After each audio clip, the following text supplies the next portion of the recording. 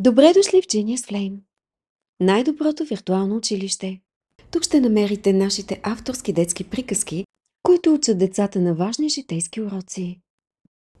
Нека да чуем една от тях. Приятно слушане! Съкровището. Беше една прекрасна пролетна сутрин. Слънцето тъкмо се събуди и започна да пръска топлите си лъчи из цялата гора. Един весел слънчев лъч се промъкна в хралупата на катеричката и закачливо погали по нослето.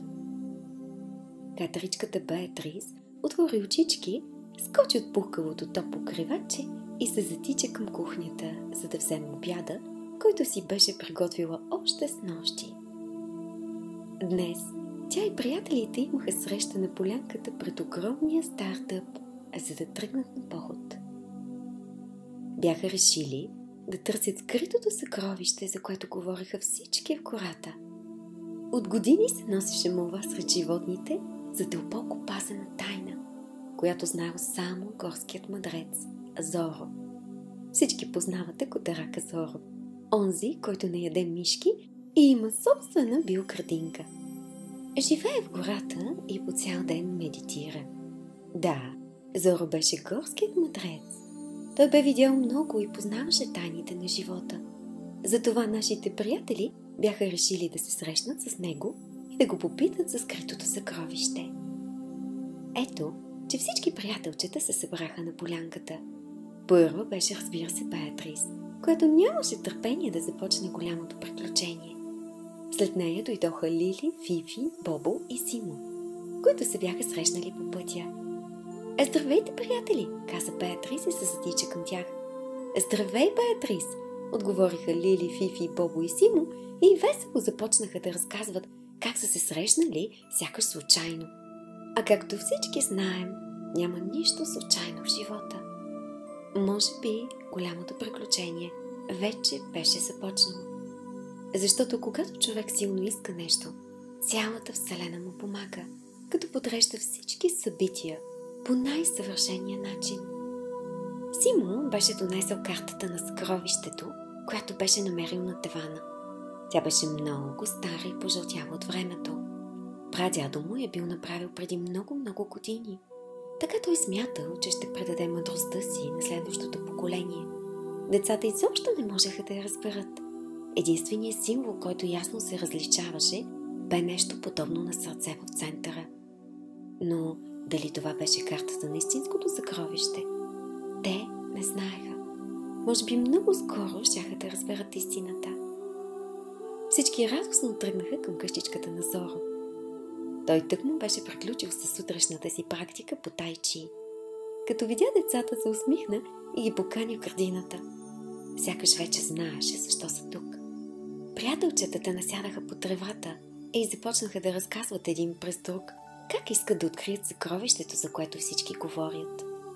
А Зоро изслуша децата и с огромно спокойствие каза: съкровището, мили деца, е скрито дълбоко на едно много тайно място. Там, където никой никога няма да се сети да го търси. Затова ли е толкова трудно да се открие? Попита Фифи. Да, отвърна Зоро. Всъщност, някои хора го намират, когато придобият опит и мъдрост. А за миг Зоро спря да говори и се загледа в далечината. Сякаш се опитваше да намери най-точните думи, с които да обясни на децата това, което искаше да каже. Приятелчетата гледаха към Зоро, затаили дъх и чакаха с нетърпение отговора. Той продължи. Съкровището се намира. То се намира много близо до нас, мили деца. По-близо, отколкото може да си представите. А защото то е скрито дълбоко във всеки от нас. Във всеки един от нас, децата се спогледаха учудено. Да, а във всеки един от нас, съкровището в нас се нарича любов. Любов? Възкликнаха всички в един глас. Да, любов. Това е съкровището, което всички търсят. А любовта е най-ценното нещо, което всеки притежава. Защото когато човек обича, той е добър. Когато е добър, той обича. Запомнете това, мили мои. Винаги пасете съкровището в себе си. Малката Калинка Лили се замисли. А какво значи любов? Попита тя. А любов е, когато сутрин птичките чуроликат на прозореца ти, за да те поздравят за новия ден. А любов е, когато слънцето те кали по главичката, казвайки ти колко много те обича. Симо слушаше с огромно внимание. Изведнъж той стана и мъдро каза. Любов е също, когато мама те кушне или когато татко те гаделичка, за да си играете. Децата кимнаха в знак на съгласие. А любов ли е, когато даваш крачките си на сестричката ти, въпреки че тя е още малка и не знае как да си играе с тях? Попита Фифи. Да, правиш го, защото я обичаш, отвърна Зора. Сетих се и още нещо, добави Лили. Любов е, когато помагаш на мама да подреди масата за вечеря. Аз така правя, защото я обичам. Приятелите се усмихнаха. Май всички обичаха мама, защото се оказа, че всеки помага вкъщи с нещо. Любов е също, когато дадеш на някой от твоя сандвич, защото той няма, каза Попо.